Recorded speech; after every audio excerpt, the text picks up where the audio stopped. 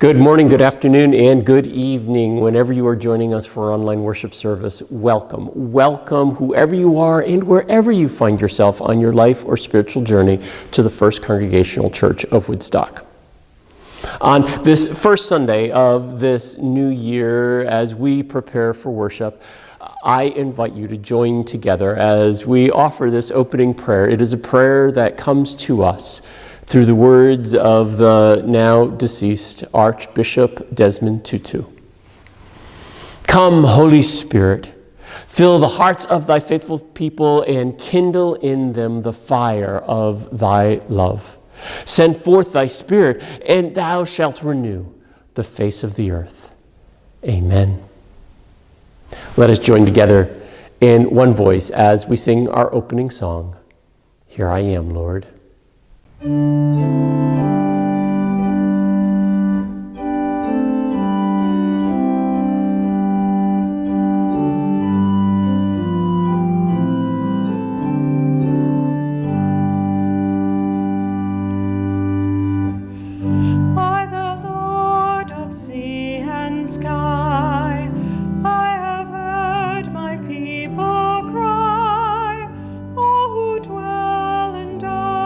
Sin,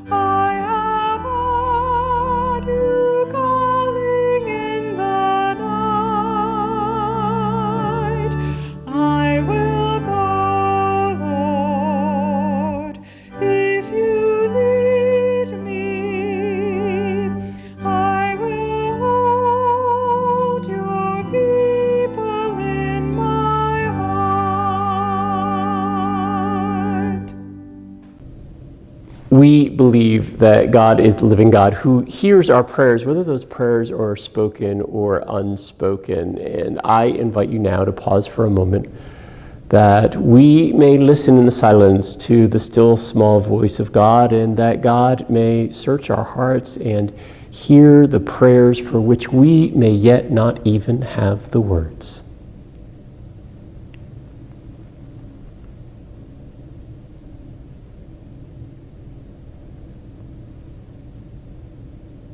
If you are comfortable and you're watching us online, I encourage you to share those prayers in the chat if you're watching us on Facebook Live or on Zoom.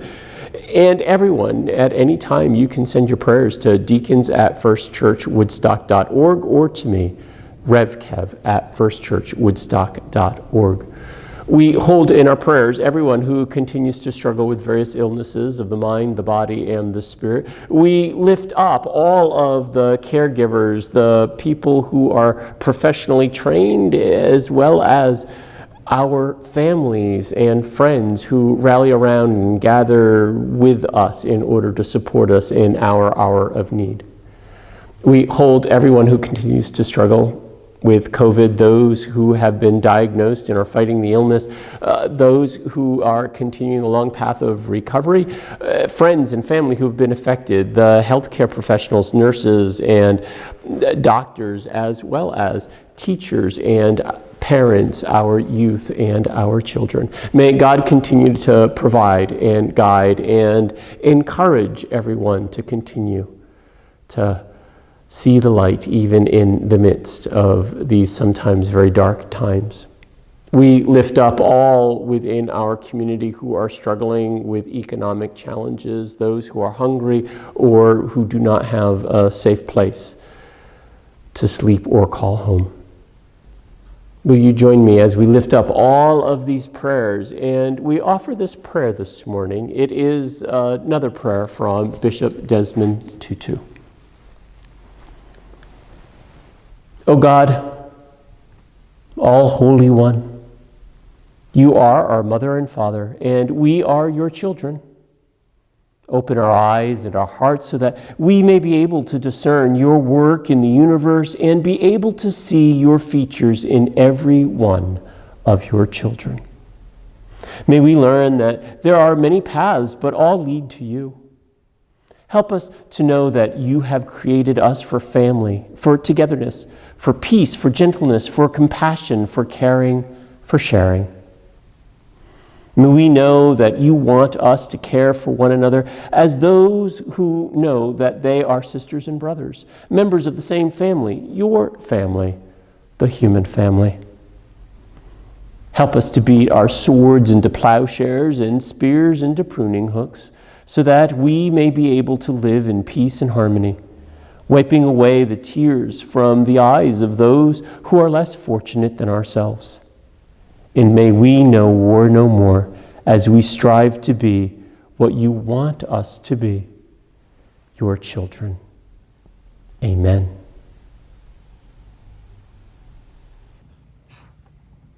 Our reading today is from the Archbishop Desmond Tutu, Children of God Storybook Bible.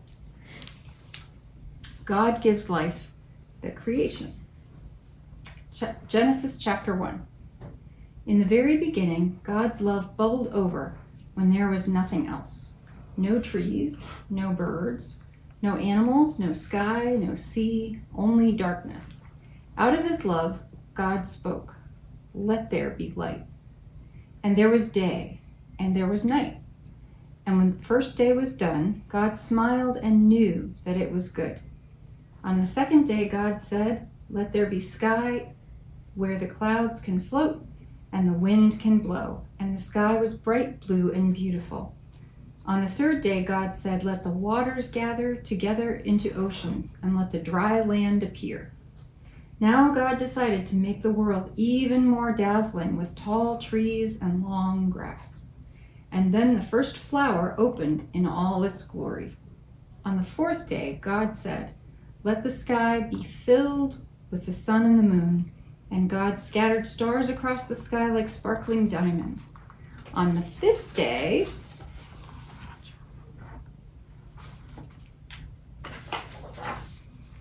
God said, "Let there be birds to fly and sing, and fish to swim and splash." And the world was filled with the joyous sound of birdsong. On the sixth day, God said, "Let there be animals, elephants and giraffes, cats and mice and bees and bugs." And suddenly the world was a very noisy place.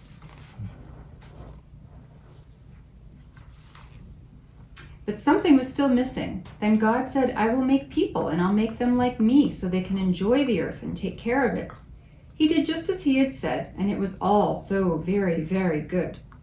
God looked at everything that he had made and clapped his hands together in delight. "Isn't it wonderful?"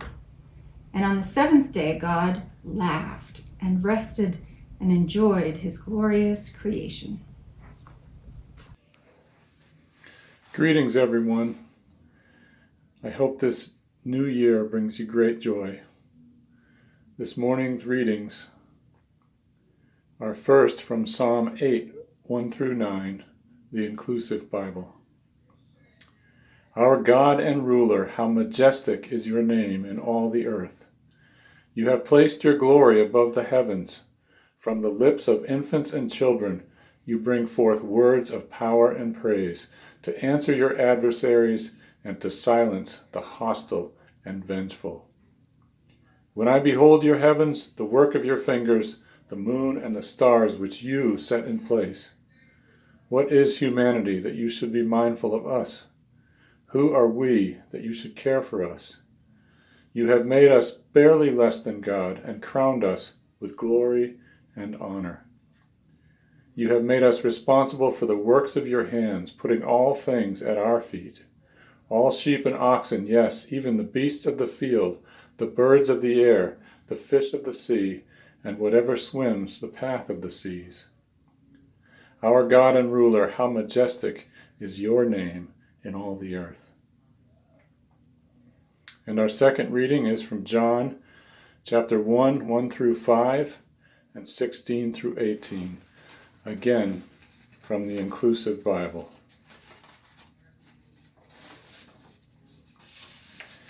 In the beginning was the Word, and the Word was with God, and the Word was God. The Word was in the beginning with God. All things came into being through the Word, and without the Word, not one thing came into being. What has come into being in the Word was life, and the life was the light of all people. From the Word's fullness we have all received grace upon grace. The law indeed was given through Moses. Grace and truth came through Jesus Christ. No one has ever seen God. It is only God the Son, who is close to the eternal parent's heart, who has made God known. The beginning of a new year is filled with a lot of hope and a lot of promise. In some ways, nothing has changed, and yet it feels as though everything has changed. That moving into this new year creates this promise and possibility of us using the time that we have in the 300 and some odd days that lie before us to co-create and write a whole new story.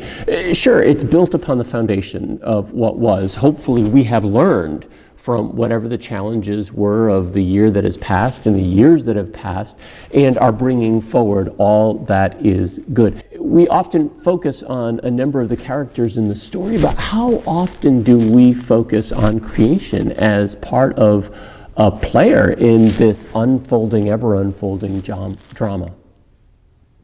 And think about it. Creation is not just a backdrop. It is where the drama unfolds. It plays an incredible part because God is the creator of all that is and was and shall be. That God, as much as God is in love with humanity, God is in love with all of creation. It is part of who God is, and that I believe God's handiwork, God's fingerprints, if you will, can be seen through the stars and the moons and the earth and the sky. I remember when I was young, lying out in a field at night, looking up at the dark sky here in the quiet corner, and looking at all of the amazing little points of light, and realizing in a particular moment that when I look up at the sky and look back at those lights, I'm looking not only across space, but across time. NASA, about 10 years ago, released a photo of a small little square of space, about the size of a dime to our naked eye in the southern sky. And within that small little space, they estimate that there are some 5,500 galaxies. To you and I and the naked eye, and even some of our limited telescopes down here on Earth, it looks like there may be just a couple of points of light. And then when you realize that there are more stars in the sky than there are grains of sand on this planet, it just makes me, at least, understand just how big and amazing and wonderful all of creation and our Creator truly must be. There are researchers at the University of Hawaii, and I believe that that's a place that pretty much there are experts who would understand sand. And they estimated that there are a little over 1,018 to be precise, grains of sand in a little teaspoon. And then they went and they estimated all the places around the world that have sand. And they came up with a figure. And they say that there are 7,500,000,000,000 quadrillion grains of sand in the world. That is a 7 and a 5 with 16 zeros after it. And there are more stars in the sky than that ridiculous number of grains of sand that are on the earth. And that's the majesty and the beauty. And I believe that that is also the point of this story that we've been talking about, the point of the birth of the Christ child that we just celebrated a little over a week ago. That it is that kind of complexity and those challenges that we experience within the universe and within our lives that make it really hard for us to see who God is and how much this God is in love with humanity. And so I really believe that God comes to us, is with us, and comes to us in prophets and poets, in mystics and in messengers. Right? Do not be afraid. Do not be afraid. Do not be afraid. Over and over and over again. Why? Because in the beginning and from the beginning, God blesses and creates us and everything and everyone. Bishop Tutu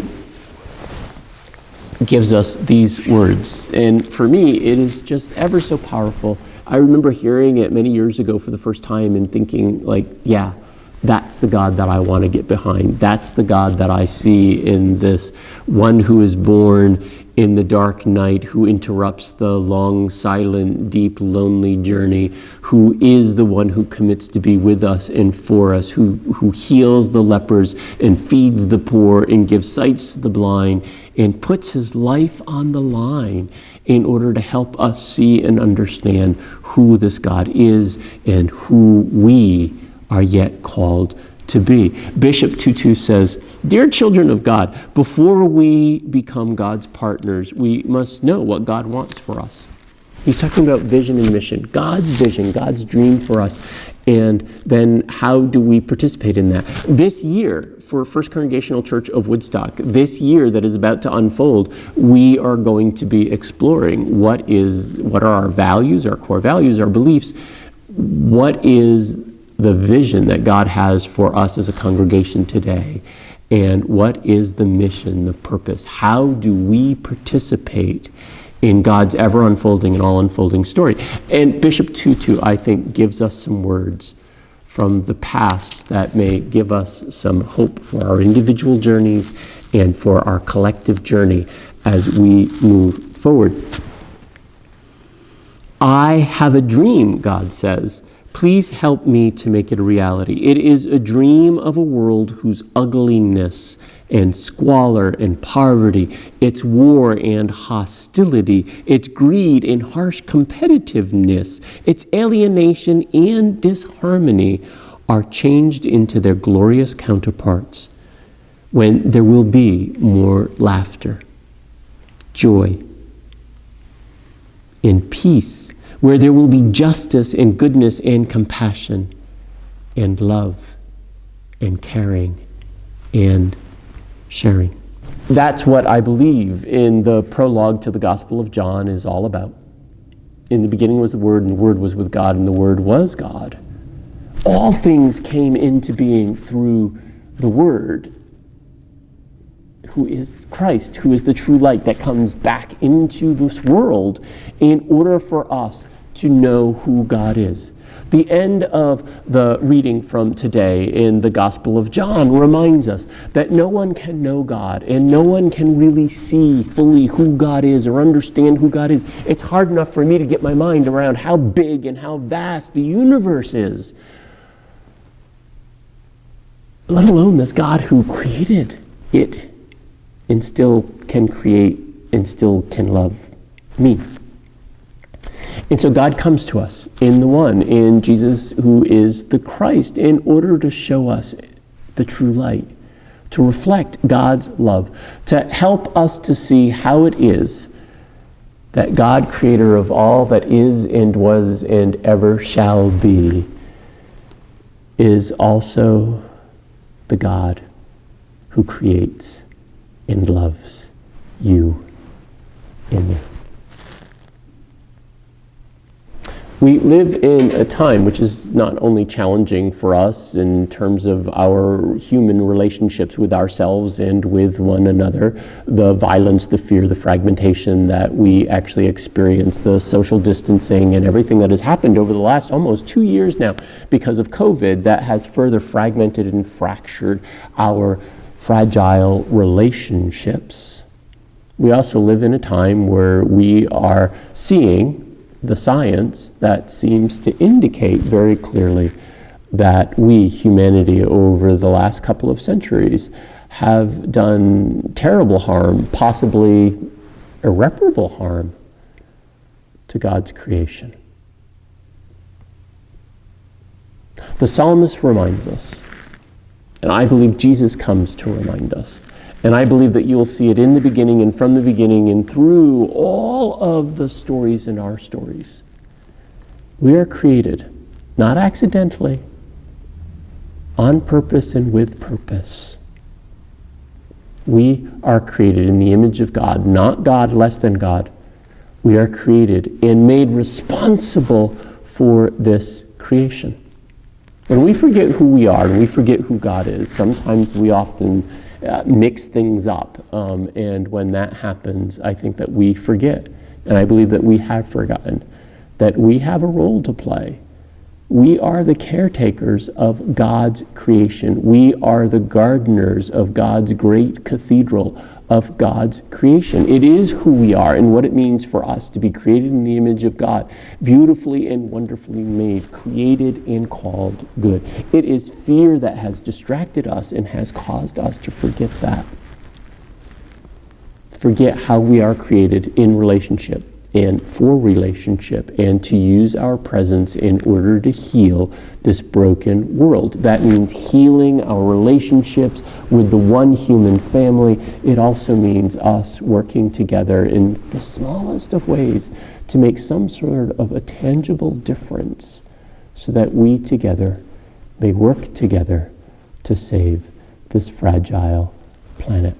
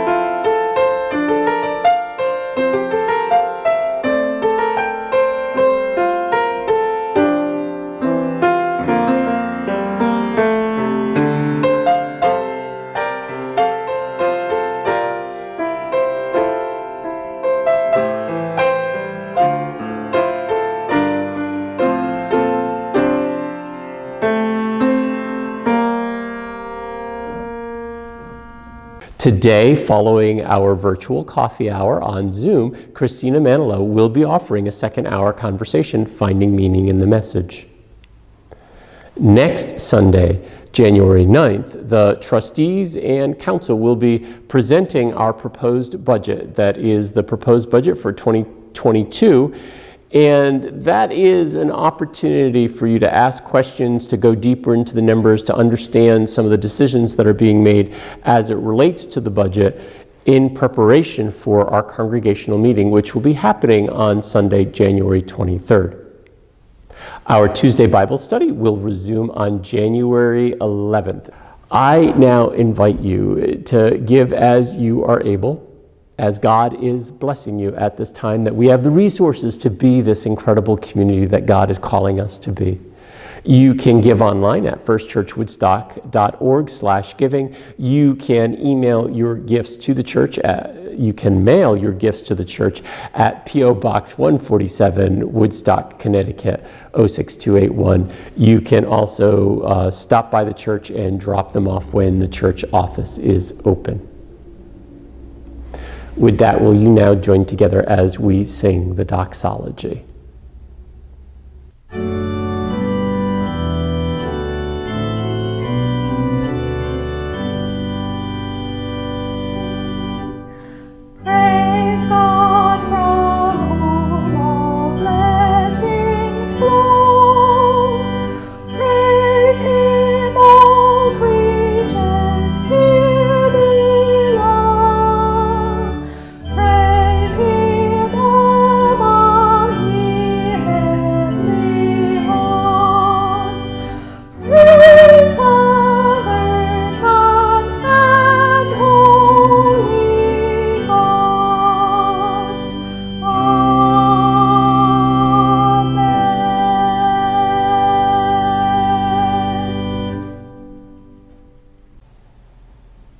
Will you join me in one voice as we offer this prayer of dedication over all of the gifts given to help our ministry thrive?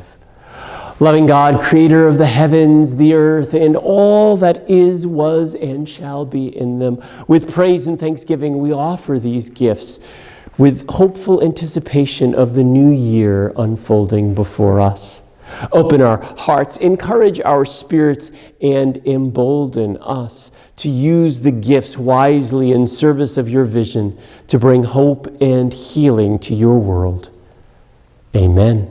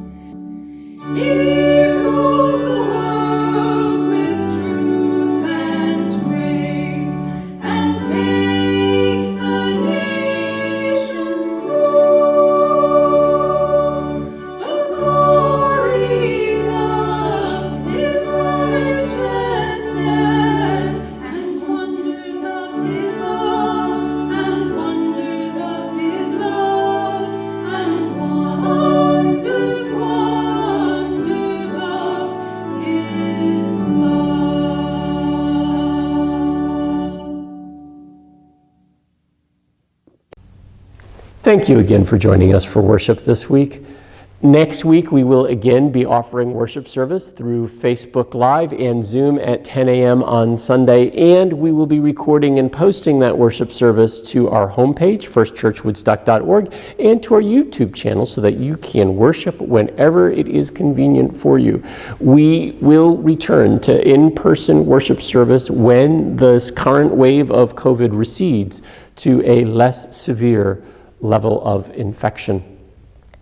My friends, with that, as we prepare to head out into this world with this new year yet unfolding with these uncertainties that abound, may we go with the spirit of Christmas deep within our hearts, bringing and carrying forward Christmas's joy and peace and hope and love, bringing that hopeful anticipation, opening up our eyes in the wonder of this incredible, amazing creation that God has made, and knowing that no matter how small you may sometimes feel, that you are not insignificant, that using your gifts and your presence in whatever way makes the most sense for you, that is enough. Because when we combine our gifts and presence together, we have the power to change the world for good.